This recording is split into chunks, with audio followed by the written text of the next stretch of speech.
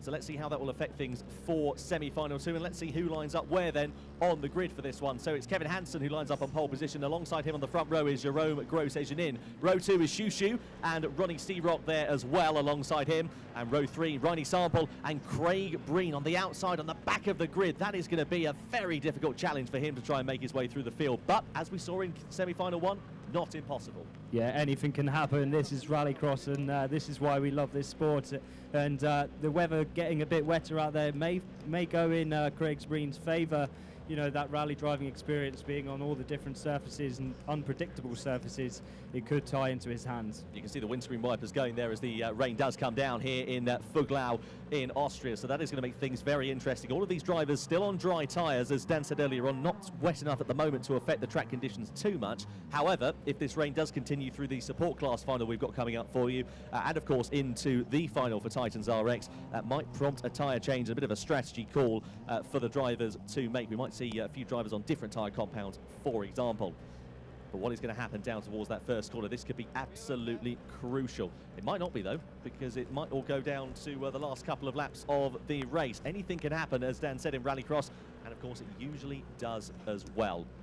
Just to remind you, the top 3 drivers, of course, will make their way through into the final here for round 7.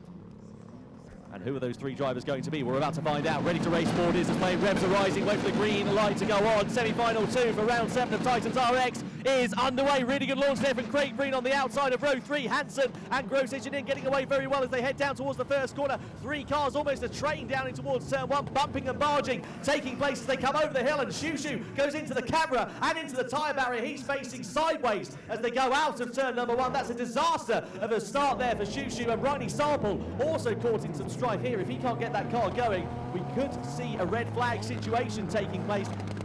Yep, I've just got confirmation in my ear that the red flag has come out then, so the race has been stopped on the opening lap there because of that drama. Riney Sample looking like he was struggling there, Dan, to get that car going. And you can see the weather has really taken a turn for the worse. Track conditions have become significantly worse because of the delay that we've had. The rain has come down a lot more standing water on the track, and that is going to make things very interesting, a lot more unpredictable as well going down towards this first corner here, Dan. And well, let's get ready to get this one underway then, shall we? Ready to race ball is displayed then. Who will get the best launch down towards turn 1? Semi-final 2, take 2 then is underway. Good launch there from Kevin Hansen off the inside on pole position. Grosjean also getting away well, as also Craig Breen as they come down towards the first corner. Ronnie Searock into the back of Breen for 3rd position as they come over the jump for the first time of Austria. Thankfully, this time all 4 cars do manage to make their way through, and now Kevin Hansen is leading the way. But look there at Craig Breen, he's leaning on Grosjean and he's up into 2nd place. What a brilliant bit of driving there from Craig Breen, and Ronnie Searock fancies a bit of the action. He's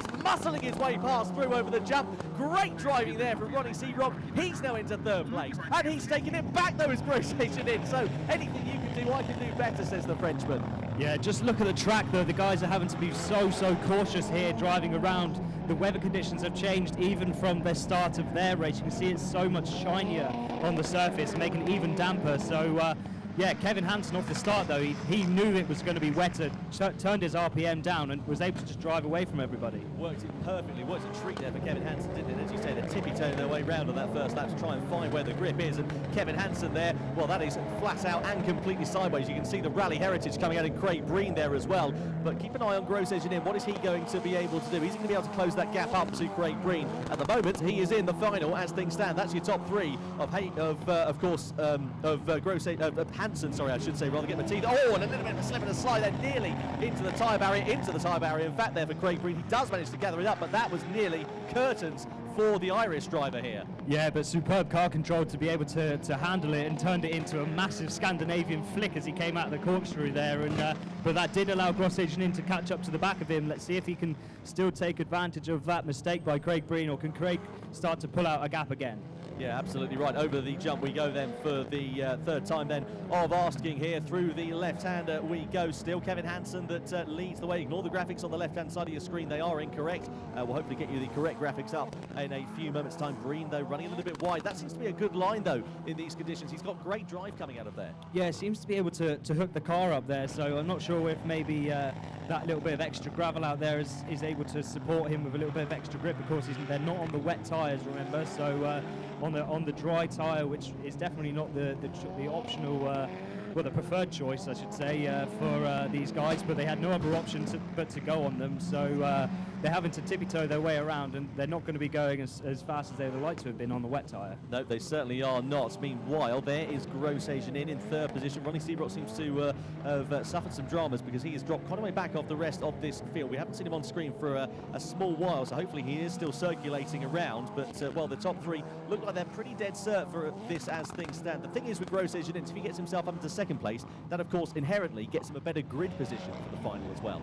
Yeah, so these guys all need to try and finish the best they possibly can. Of course, you know, if you like for Kevin Hansen now, who's in the lead, he's going to be booking himself a front row slot for the final, and it's looking fairly certain at this point. He's got a good gap back to Craig Breen, but in these slippery conditions, it's so easy to make a mistake, so he's got to be careful not to do that.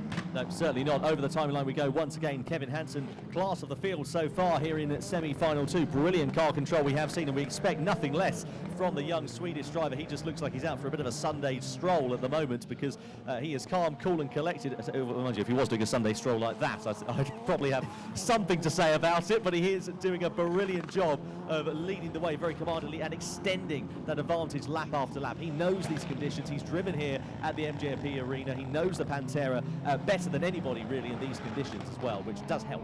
Yeah, track time and seat time in, well, in anything helps, but of course, especially in a one-make series where everybody's driving the same car, if you know that car better than the next guy, then you're definitely going to have an advantage, and it really shows in conditions like this where it's really difficult to get the car around the circuit.